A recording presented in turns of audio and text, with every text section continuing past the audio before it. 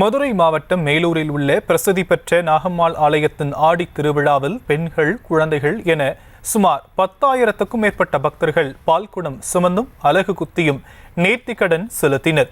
6 மணி நேரத்திற்கு மேலாக பால்குட ஊர்வலம் நடைபெற்ற நிலையில் விழா குறித்த விவரங்களை நம்முடைய செய்தியாளர் முத்துராஜாவிடம் கேட்கலாம். முத்துராஜா, முழு விவரங்கள். வணக்கம் சார். மதுரை மாவட்டம் மேலூரில் பிரசித்தி பெற்ற நாகம்மாள் திருக்கோயில் உள்ளது. இந்த கோயில் ஆனது இந்து சமய அறநிலைத்துறைக்கு உட்பட்ட நிலையில் இந்த பிரசித்தி பெற்ற நாகம்மாள் கோவிலில் 60ஆம் ஆண்டு உற்சவ விழா தற்போது கொண்டாடப்பட்டு வருகிறது. இந்த விழாவையொட்டி கடந்த 15 நாட்களுக்கு முன்பு கோவிலில் காப்பு கட்டுதலுடன் விழா தொடங்கியதை அடுத்து இன்று விழாவின் முக்கிய நிகழ்வான பால்குட உற்சவம் நடைபெற்றது. முன்னதாக அதிகாலை சக்தி கரகம் எடுத்து திருவிழா தொடங்கியதை அடுத்து காப்பு கட்டி கிட்டத்தட்ட 15 நாட்களுக்கு மேலாக காப்பு கட்டி விரதம் மேற்கொண்ட மேலூர் மற்றும் அதனை சுற்று வட்டார பகுதிகளைச் சேர்ந்த சுமார் 10,000க்கும் மேற்பட்ட ஆண்கள், பெண்கள் மற்றும் குழந்தைகள் உட்பட ஏராளமானோர் மண்கட்டி தெப்பக்குளத்தில் இருந்து பால்குடம் எடுத்து வந்தனர்.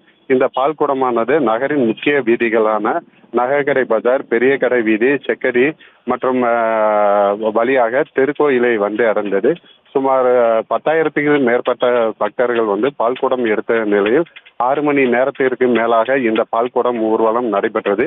மேலும் இந்த பால்குட ஊர்வலத்தின் போது திரளான பக்தர்கள் சுமார் 2 அடி முதல் 8 அடி மற்றும் 10 அடி வரையிலான ஏராளமான அலகுகள் குத்தியும் நேர்த்திக்கடன் திருக்கோயிலில் நேர்த்திக்கடன் செலுத்தி வழிபட்டனர். இந்த பால்குடம் ஊர்வலத்தையொட்டி நகரில் சுமார் 6 மணி நேரத்திற்கு மேலாக பால்குடம் ஊர்வலம் நடைபெற்றதை தொடர்ந்து நகரின் முக்கிய வீதிகளில் போக்குவரத்து மாற்றம் செய்து சுமார் 100க்கும் மேற்பட்ட காவல்துறையினர் பாதுகாப்பு பணியில் ஈடுபட்டு வருகின்றனர்.